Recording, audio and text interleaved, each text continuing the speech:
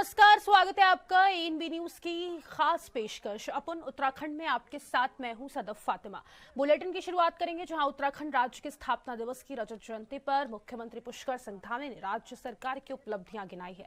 भाजपा के प्रदेश कार्यालय में प्रेस कॉन्फ्रेंस के दौरान उन्होंने कहा कि राज्य गठन के 25 साल पूरे होने पर इसे हम प्रदेश भर में रजत जयंती पर्व के रूप में मना रहे हैं। इस दौरान 1 नवंबर से 11 नवंबर तक प्रदेश भर में भव्य कार्यक्रम आयोजित किए जाएंगे।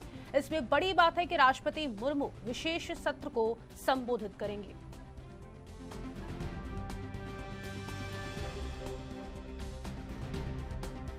जिसकी लंबे समय से मांग थी, वो कानून यहाँ लागू हो गया। सत्य धर्मांतरण का कानून, दंगा रोकने का कानून, नकल विरोधी कानून, ये कानून लागू हो गए। राज्य आंदोलनकारियों के लिए सरकारी नौकरी में 10% का क्षैतिज आरक्षण हो, या राज्य में इस मातृशक्ति का राज्य बनाने में बहुत बड़ा योगदान रहा है, उनके लिए 30% क्षैतिज आरक्षण सरकारी नौकरियों में, सहकारी प्रबंध समितियों में महिलाओं के लिए 35% आरक्षण की व्यवस्था भी सुनिश्चित हुई है। और रोजगार के मामले में मैंने 4 जुलाई 2021 को राज्य के मुख्य सेवक के रूप में इस जिम्मेदारी पर काम करना प्रारंभ किया था। और मेरा पहला संकल्प था कि राज्य के अंदर जितने भी ये पद रिक्त हैं, जितने स्थान रिक्त हैं, उन सभी स्थानों को संकल्प लेकर उनको भरेंगे। राज्य की रजत जयंती वर्ष के रजतोत्सव समारोह के हमारे आज के प्रारंभ दिन से मैं इस अवसर पर आप सभी का, हमारे सभी मीडिया के सभी मित्रों का, electronic media, print media, digital media, social media, सभी प्रकार का जो मीडिया है, मैं आप सभी का भारतीय जनता पार्टी के प्रदेश कार्यालय पर आप सबका स्वागत करता हूँ। मेरे साथ इस पत्रकार वार्ता में यहाँ पर सभी का परिचय मनवीर जी ने बताया, क्योंकि आज ये मीडिया की और पार्टी की नई टीम भी यहाँ पर बनी है। मुख्यमंत्री पुष्कर सिंह धामी ने उत्तराखंड के लोक पर्व विगास से बूढ़ी दिवाली को अपने आवास पर परंपरागत उल्लास के साथ मनाया। रुद्रप्रयाग में आपदा प्रभावित परिवारों से मिलकर उन्होंने माताओं बहनों के साथ भोजन किया और कहा कि मैं आपके बीच मुख्य सेवक नहीं, पुत्र और भाई बनकर हमेशा रहूंगा। इस अवसर पर राज्य में सार्वजनिक अवकाश भी घोषित किया गया था।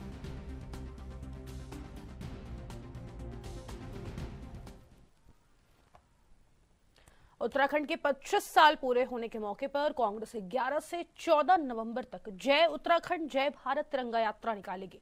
इस दौरान 70 विधानसभा क्षेत्रों में जनता से संवाद कार्यक्रम होंगे। वहीं प्रदेश कांग्रेस अध्यक्ष करण माहरा ने कहा कि यह यात्रा तिरंगे के सम्मान और कांग्रेस की विरासत को दर्शाने का माध्यम है। 11 से 14 तक हर विधानसभा क्षेत्र में जय तिरंगा जय उत्तराखंड यात्रा का प्लान किया है। ये क्या यात्रा रहेगी, क्या मैसेज रहेगा, कौन कौन शामिल होगा? कांग्रेस के पास एक बड़ी विरासत है और हम चाहते हैं लोगों को याद रहे, क्योंकि आज जो लोग सत्ता में हो, नाथूराम गोडसा की जिंदाबाद कहने वाले लोग हैं, जिन्होंने कभी तिरंगे को राष्ट्रध्वज नहीं माना, राष्ट्रध्वज का विरोध किया। 60 साल से ज्यादा अपने नागपुर के मुख्यालय में उन्होंने तिरंगे को नहीं फहराया। वो तिरंगा दिवस मना रहे हैं। खद्दर के तिरंगे को टेरिकॉट का तिरंगा बना दिया। धूप में, बारिश में, रात में, हर समय चल रहा, जिसकी हम पूजा करते थे, जिसको चढ़ाने की, उतारने की विधि थी, जिसके लिए एक समाविधि थी और हम उसको अपने मस्तक के रूप में देखते थे। उस ध्वज का निश्चित ही कहीं ना कहीं इन्होंने उसको क्षीण करने की कोशिश की है, उसके मान सम्मान को। और इन सारी बातों को लेकर किस तरीके से लोगों ने माफीनामा देकर जो है जेलों से बाहर आए, किस तरीके से स्वतंत्रता संग्राम सेनानियों को कुछ इनके नेताओं के गवाही के बाद सजाएं हुई, उन सभी बातों को लेकर हम लोग जनता के बीच में जाएंगे। 16-17 प्रश्नों की एक प्रश्नावली हमने बनाई है, उसके लिफलेट्स बना के हम गाँव में बांटेंगे। जो हमारे आरएसएस और भारतीय जनता पार्टी के लोगों से जो हमारे प्रश्न हैं, उनको हम इस यात्रा में करेंगे। राष्ट्रपति द्रौपदी मुर्मू आज देहरादून पहुंची, जहां आज राष्ट्रपति हरिद्वार स्थित पतंजलि विश्वविद्यालय के दीक्षांत समारोह में शामिल हुए। 4 नवंबर को सुबह 11:20 पर राष्ट्रपति कैची धाम में नीम करौली बाबा के दर्शन और पूजा करेंगी। इसके पश्चात दोपहर 3 बजे वे कुमाऊं विश्वविद्यालय के 20वें दीक्षांत समारोह को संबोधित भी करेंगी।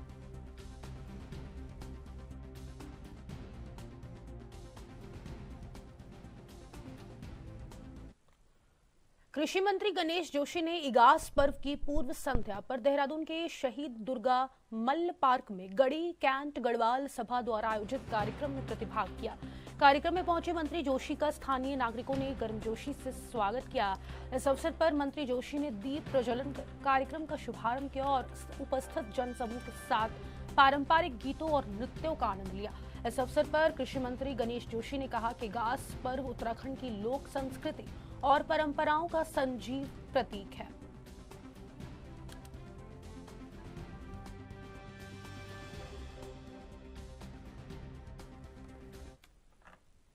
प्रधानमंत्री नरेंद्र मोदी राज्य स्थापना दिवस यानी 9 नवंबर को ही देहरादून आ रहे हैं। उत्तराखंड इस वर्ष अपने रजत जयंती यानी 25 वर्ष पूरे कर रहा है। इसके लिए राज्य सरकार 1 नवंबर से लेकर 9 नवंबर तक कार्यक्रम आयोजित कर रही है।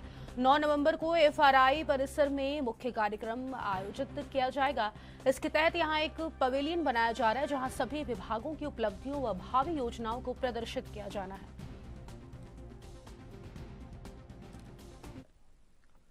मुख्य सचिव आनंद बर्धन ने देहरादून के दून पुस्तकालय और शोध संस्थान में उत्तराखंड पुस्तक मेले का शुभारंभ किया। मुख्य सचिव ने इस अवसर पर विभिन्न प्रकाशन संस्थानों द्वारा लगाए गए स्टॉल्स का अवलोकन भी किया। इस अवसर पर मुख्य सचिव ने कहा कि इस प्रकार के आयोजन हमें किताबों को पढ़ने के लिए प्रेरित करते हैं।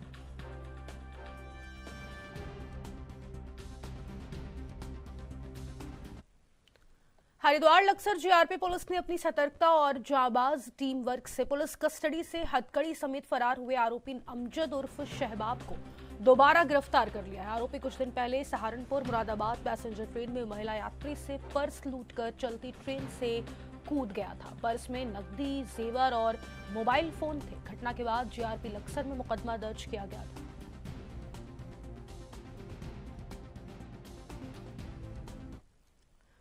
मुख्य सचिव आनंद बर्धन ने FRI देहरादून में उत्तराखंड रजत जयंती समारोह के मुख्य कार्यक्रम की तैयारियों का जायजा लिया है। उन्होंने संबंधित अधिकारियों से सुरक्षा, यातायात और पार्किंग व्यवस्थाओं समेत सभी तैयारियों की जानकारी ली। 9 नवंबर को पीएम मोदी के संभावित दौरे को देखते हुए मुख्य सचिव ने निर्देश दिए कि सुरक्षा और आमजन की सुविधा को सर्वोच्च प्राथमिकता दी जाए। 60 से 70 हजार लोगों की उपस्थिति को ध्यान में रखते हुए प्रवेश, निकासी और यातायात प्रबंधन की सभी आवश्यक व्यवस्थाएं सुनिश्चित की जाएं।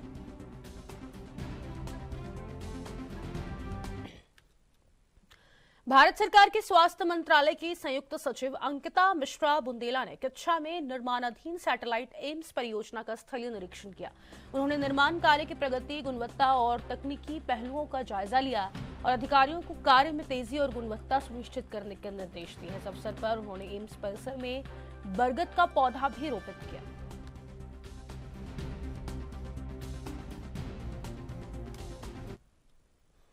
पौड़ी जिले के चौबट्टा खाल विधानसभा क्षेत्र के विकास खंड बीरो खाल के खंड विकास अधिकारी जयपाल सिंह पयाल के सेवानिवृत्ति अवसर पर खंड विकास कार्यालय में विदाई समारोह का आयोजन हुआ, जहां कार्यकर्ताओं ने उनके कार्यकाल को बेहतर बताते हुए उनके कुशल नेतृत्व क्षमता की तारीफ की है। वहीं वक्ताओं का इस दौरान कहना था कि खंड विकास अधिकारी पायल बहुमुखी प्रतिभा के धनी और मिलनसार व्यक्तित्व के होने के कारण लोगों में एक अपनी अलग छाप छोड़ते थे। उन्होंने सेवानिवृत्ति के बाद सामाजिक जीवन में भी इसी प्रकार अपना योगदान देते रहने की उम्मीद जताई है।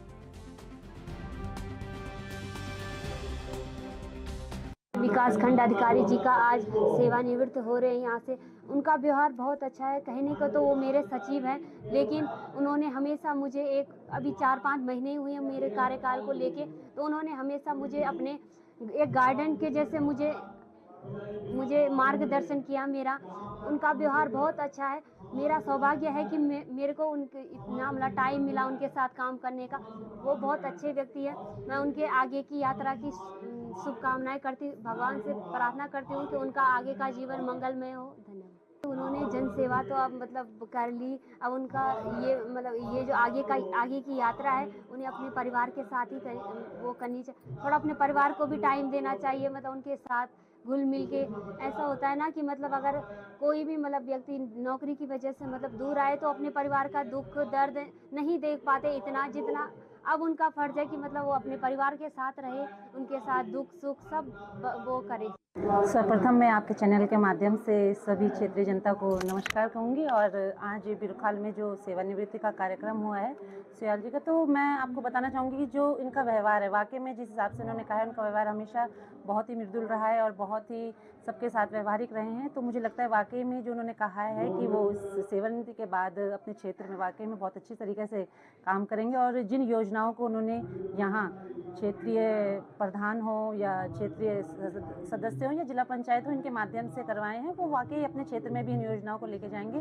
तो मैं इस सेवानिवृत्ति के कार्यक्रम में उन्हें बहुत बहुत बधाई भी देती हूँ, और जो अपने परिवार में वो अपनी सेवा देने वाले हैं उसके लिए भी उन्हें बहुत बहुत बधाई देती हूँ। धन्यवाद। मैं सबसे पहले तो आपका धन्यवाद करता हूँ कि आपके चैनल के माध्यम से आज हमारे जो खंड विकास अधिकारी जयपाल पयाल जी थे, उनके विदाई समारोह में जो आप वहाँ पर पहुँचे, तो मैं सबसे पहले तो आपका धन्यवाद करता हूँ। और मैं पयाल जी के बारे में कहना चाहता हूँ कि 2 साल उन्होंने यहाँ पे वीडियो के पद पर यहाँ पे कार्यभार किया, और उनका जो व्यवहार था वो कुशल व्यवहार था। हम लोगों को, जब हम प्रधान थे तो हम लोगों को भी उन्होंने कई चीज़ें सिखाई कि किस तरह से हमें काम करना है, और उन्हीं का नतीजा रहा कि मेरी पंचायत को राज्य स्तर पर भी पुरस्कार मिला। उन्हीं का मार्गदर्शन हमें मिला था। तो मैं जयपाल पयाल जी के इस विदाई समारोह में उनको भी बहुत बहुत ढेर सारी शुभकामनाएं देता हूं, और उनके जीवन है उसको भी वो जन सेवा में लगाएं, उसके लिए भी मैं उनको बधाई देता हूं कि आगे जो भी कार्य करेंगे वो जनता के लिए ही करेंगे। और विकास खंड बिरुखाल को उन्होंने जिस तरह से एक ऊंचाई पर पहुंचाने का काम किया, 2 साल किसी वीडियो को एक विकास खंड में रहना, उनका व्यवहार ही सबसे बड़ा है कि उनको जी मेरे यहाँ पे मैं 2 साल 20 सितंबर 2023 को यहाँ पे आया था, तो 2 साल मेरी यहाँ पे सेवा रही है। और इस सेवा काल में जो हमारे जनप्रतिनिधि रहे, आम जनता रही, उनका हमको बहुत सहयोग मिला, हमारे कर्मचारियों का बहुत सहयोग मिला। और जो वर्तमान में हमारे निर्वाचित जनप्रतिनिधि हुए हैं, इनका सहयोग तो क्या मिलना था, अभी इनको 2-3 ही महीने हुए हैं इनके निर्वाचन होते हुए। मेरे को थोड़ा इस बात का दुख रहेगा कि मैं इनको पूरा समय नहीं दे पाया। फिर भी मेरी ये कोशिश रहेगी कि ये लोग इनका हमारा संपर्क तो बना ही रहेगा व्हाट्सएप के माध्यम से। और यदि इनको मेरी सेवाओं की आवश्यकता होगी तो मैं दिन रात आपकी सेवा के लिए, बिरुखाल की जनता के लिए मैं समर्पित रहूँगा। और मैं जनता को आश्वासन दिलाता हूँ कि मैं मेरे मन में एक एक कण में बिरुखाल बसता रहेगा। इन्हीं शब्दों के साथ मैं बिरुखाल की जनता को बहुत अच्छा है। और मैं इस विकास खंड में पहले भी रह चुका हूँ, और पहले मैं ये वीडियो बन के यहीं पे आया था, और पूरा मुझे इस क्षेत्र का पूरा नॉलेज है। मैं अच्छे से, जैसे पयाल जी ने, जो हमारे बड़े भाई साहब ने जो थोड़ा छोड़ के गए हैं, जो भी कार्यक्रम है उनको आगे बढ़ाना मेरी जिम्मेदारी है। और मैं ये चाहता हूँ कि पब्लिक का भी मुझे पूरा सहयोग मिलेगा, और सारे स्टाफ का मुझे सहयोग चाहिए होगा, सभी का सहयोग होगा। और मैं जो है बहुत ही इस विकास खंड को पहले नंबर पे लाने का प्रयास करूँगा। ये जो बिरुखाल है ये पूरे ज़िले में एक अनूठा है। और मुझे जो है एक, जब 2021 में जब पंत जी का रिटायरमेंट हुआ था, बीडी साहब पंत जी का रिटायरमेंट, तो उस समय मैंने देखा था। तो यहाँ पे जो है बहुत भयंकर तरीके से यहाँ पे कार्यक्रम चले थे, ये विदाई समारोह चला था, और वो मुझे आज दूसरा देखने को मिला।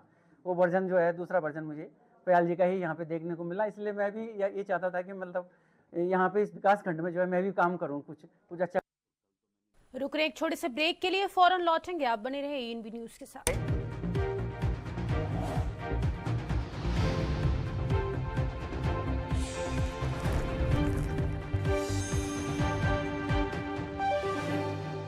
ब्रेक के बाद एक बार फिर से आप सभी का स्वागत है। आगे बढ़ेंगे जहां उत्तराखंड में आपदा जैसी परिस्थितियों से निपटने के लिए आपदा प्रबंधन विभाग समय समय पर व्यवस्थाओं का जायजा लेने के लिए मॉक ड्रिल का आयोजन करता है। मुख्यमंत्री पुष्कर सिंह धामी के निर्देश पर 15 नवंबर को भूकंप के प्रभाव से उत्पन्न होने वाली अन्य आपदाओं का प्रभावी तरीके से सामना करने के लिए मॉक ड्रिल किया जाएगा। विभिन्न विभागों के बीच बेहतर समन्वय स्थापित करने के लिए सभी 13 जिलों में मॉक ड्रिल आयोजित होगी।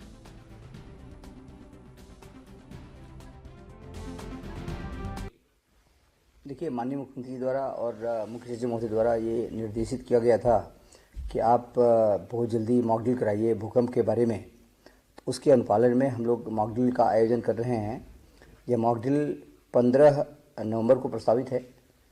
कल हम लोगों ने ओरिएंटेशन और कोऑर्डिनेशन कमेटी की बैठक किया था सभी जनपदों के साथ में और सभी विभागों के साथ में। अब हम लोग पुनः एक बार इसमें टेबल टॉक एक्सरसाइज करेंगे और इसके बाद फिर मेन मॉक ड्रिल एक्सरसाइज करेंगे 15 नवंबर को। इसमें सभी जनपद, पहली बार हम लोग ऐसी मॉक ड्रिल करने जा रहे हैं जिसमें सभी जनपदों को शामिल किया गया है। इसके पहले चाहे चारधाम की यात्रा की मॉक ड्रिल हो या फॉरेस्ट फायर की हो या अन्य कोई हो, हम लोग कुछ जनपदों को शामिल करते हैं। पहली बार ऐसा हो रहा है कि सभी जनपदों को शामिल करते हुए हम लोग मॉक ड्रिल कर रहे हैं और आगे भी इस तरह से मॉक ड्रिल कराया जाने का कार्य गतिमान रहेगा। देखिए, उत्तराखंड को जो भौगोलिक दृष्टि से अगर देखें तो उत्तराखंड का कुछ भाग जोन 4 में आता है और कुछ भाग जोन 5 में आता है। जोन 5 वाले क्षेत्र ज़्यादा संवेदनशील हैं भूकंप की दृष्टि से जोन 4 वालों की तुलना में। लेकिन भूकंप तो कभी भी ज़्यादा आने की संभावना बनी हुई है, जैसा कि अलग अलग समय पे सुना होगा आपने। अच्छी बात यह है कि काफ़ी लंबे समय से उत्तराखंड में कोई बड़ा भूकंप नहीं आया है, लेकिन हमको तैयारी रखनी है। समाचार पत्रों में आप लोग देखते रहते हैं कि हाँ भूकंप आएगा, भूकंप आएगा। तो अगर तैयारी हमारी बेहतर रहेगी तो नुकसान कम से कम हो सकता है। उसके लिए मॉक ड्रिल कराया जाना जरूरी है। उस दिशा में हम लोग मॉक ड्रिल करा रहे हैं ताकि अगर कभी कोई भूकंप आने की संभावना बनती है या भूकंप आता है तो हम लोगों की जान को बचा सकें। और इसमें होता है कि जागरूकता जितनी ज़्यादा रहेगी उतना बढ़िया से हम अपने आप को सुरक्षित करें। उत्तराखंड में आने वाले बाहरी राज्यों के वाहनों को अब जेब ढीली करनी होगी। राज्य सरकार दिसंबर माह से बाहरी वाहनों पर ग्रीन सेस यानी एंट्री टैक्स लगाने जा रही है। सरकार का कहना है कि कदम राज्य में प्रदूषण नियंत्रण और सड़क सुरक्षा को बेहतर बनाने के लिए उठाया गया है। आगामी दिसंबर माह से बाहरी राज्यों के वाहनों को उत्तराखंड में प्रवेश करने पर एंट्री टैक्स देना होगा।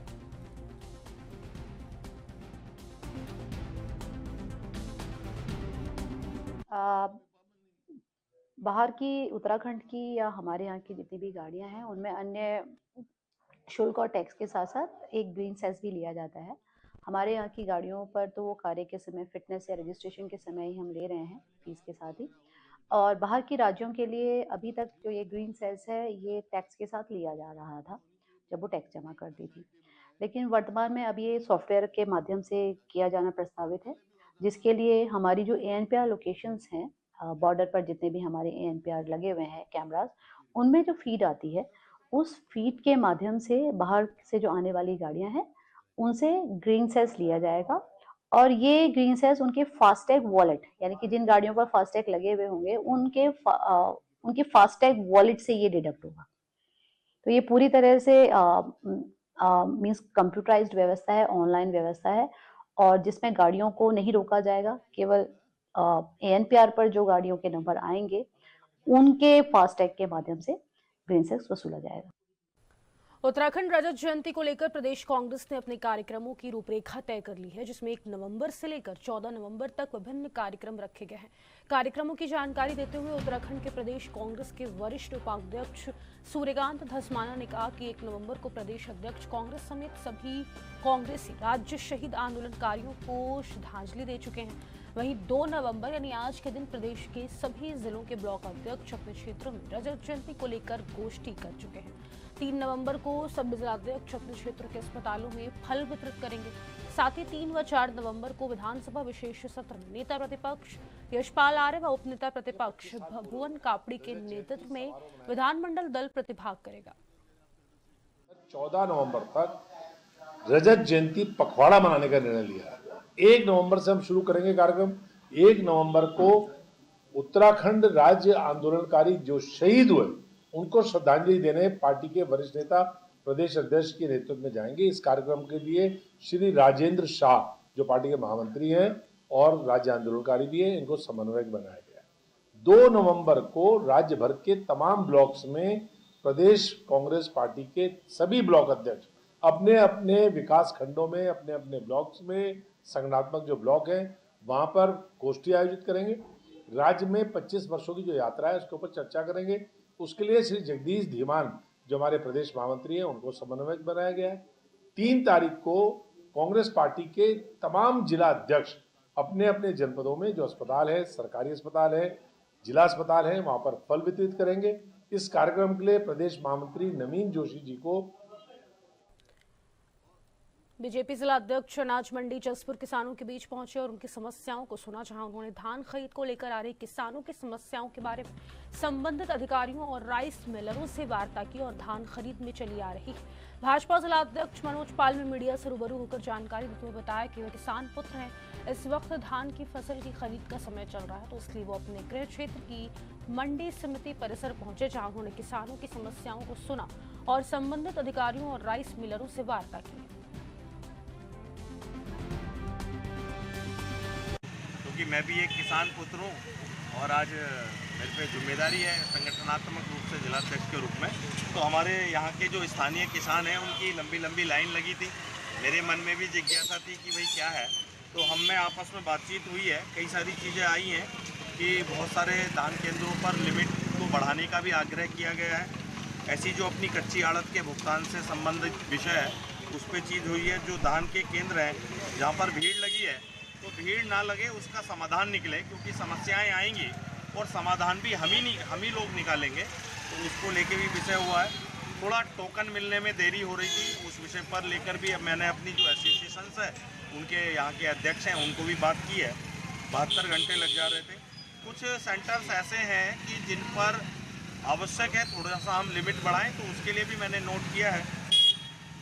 अपने कुछ राइस मिलर्स के पोर्टल पूर्ण हो चुके हैं और राइस मिलरों का कहना है कि उनकी लिमिट पूरी हो गई है और कुछ चीज़ें हैं कि किसानों का कहना है कि हमारी ट्राली खाली होने में भी समय लग जा रहा है। देखिए, उधम सिंह नगर जनपद के पीपल पड़ाव रेंज के तिलपुर इलाके में एक दर्दनाक घटना सामने आई, जहां जंगल से गुजर रही रेलवे लाइन पर एक हाथी ट्रेन की चपेट में आ गया। टक्कर लगते ही हाथी पास में बने एक गड्ढे में जा गिरा, जो दलदल में बदल चुका था। हैरानी की बात यह रही कि हाथी 15 घंटे तक दलदल में फंसा रहा और तड़पता रहा, लेकिन वन विभाग उसे बाहर निकालने में नाकाम साबित हुआ। रेस्क्यू टीम और मशीनें मौके पर पहुंची, कोशिशों भी की गई, लेकिन हाथी को निकालने में विभाग पूरी तरह से फेल रहा। स्थानीय लोगों का आरोप है कि अगर रेलवे और वन विभाग समय से सक्रिय होते तो हाथी को घंटों तड़पना ना पड़ता।